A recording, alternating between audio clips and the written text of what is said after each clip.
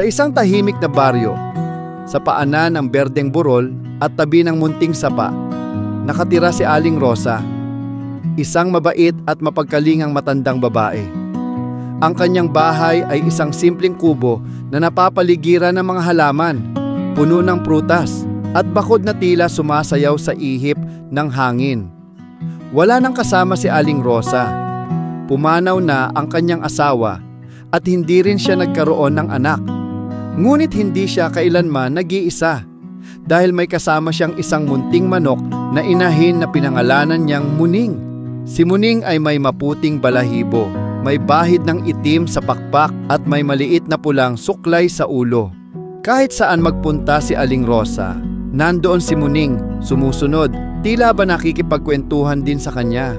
Ang mga taga-baryo ay palaging napapangiti kapag nakikita ang dalawa, ang matandang babae at ang kanyang alagang tila tunay na kaibigan. Tuwing umaga, habang pinipintahan ng araw ang langit sa kulay kahel at rosas, nangingitlog si Muning ng isang mainit at makinis na itlog. Maingat itong kinukuha ni Aling Rosa at mahina niyang binubulong. Isa lang pero sapat na. Salamat Panginoon. Sa biyayang ito hinahati niya ito. Kalahati para sa almusal at kalahati para sa hapunan. Tahimik siyang namumuhay, nagtatanim ng gulay sa maliit na hardin at laging may kapayapaan sa kanyang puso. Ngunit isang araw, may kakaibang nangyari. Pagpasok niya sa kulungan, nakita niyang 2 itlog ang iniwan ni Muning. Napangiti si Aling Rosa. Aba, napakabait mo naman Muning. Sobra-sobra ito. Kinain niya ang isa at dinala sa palengke ang pangalawa. Hindi siya humingi ng mataas na presyo. Sapat lang para makabili ng kaunting bigas at asukal. Mula noon, araw-araw ng 2 ang itlog ni Muning. Napansin ito ng mga taga-baryo. Aling Rosa, ibenta niyo lahat. Pwede kayong yumaman. Dagdagan niyo ng pagkain si Muning.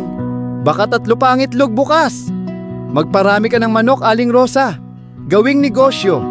Ngunit ngumiti lamang si Aling Rosa at sagot niya, isa para sa akin at isa para sa iba.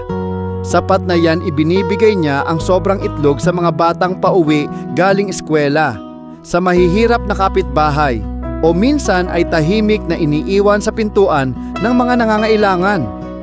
Dahil dito, tinawag siya ng mga tao sa baryo bilang Aling Rosa, ang inang itlog.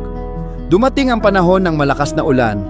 Umuulan ng ilang araw, bumaha ang sapa at nasira ang mga pananim ng maraming pamilya. Nagutom ang marami, pero si Aling Rosa ay patuloy na nag-ipon ng itlog ni Muning.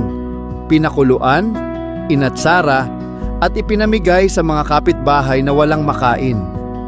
Isang hapon, nilapitan siya ng ilang taga-baryo at nagtanong, Aling Rosa, bakit hindi niyo ibinenta noon ang mga itlog? Sana'y may pera kayo ngayon. Ngumiti lang si Aling Rosa habang hinahaplos si Muning na nakadapo sa kanyang paanan. Anak, ang tunay na kaligayahan ay hindi nasusukat sa dami ng pera o ari-arian. Ang saya ay nasa puso ng taong marunong makontento at magbahagi. Ang sobra ay biyayang ibinibigay para maibahagi, hindi para ipunin tumahimik ang lahat. At sa mga mata ni Aling Rosa, nagniningning ang kapayapaang hindi kayang bilhin ng salapi. Ang kwento ni Aling Rosa at ni Muning ay paalala na ang tunay na kasaganaan ay hindi nasusukat sa dami ng ating naipon, kundi sa kabutihang ating naibabahagi. Kapag natutunan nating maging kontento at mapagbigay, nagiging mas mayaman tayo sa pag-ibig, kapayapaan at kagalakan. Sabi nga sa Hebreo 13:5, mamuhay kayo ng walang kasakiman. Masiyahan kayo sa kung anong mayroon kayo, sapagkat sinabi ng Diyos, hindi kita iiwan ni pababayaan man. Kung nagustuhan mo ang kwentong ito, huwag kalimutang mag-like, mag-subscribe at i-share sa iba. Sana'y magsilbi itong paalala na sa bawat maliit na biyayang natatanggap natin, May pagkakataon tayong magbahagi ng kabutihan sa kapwa.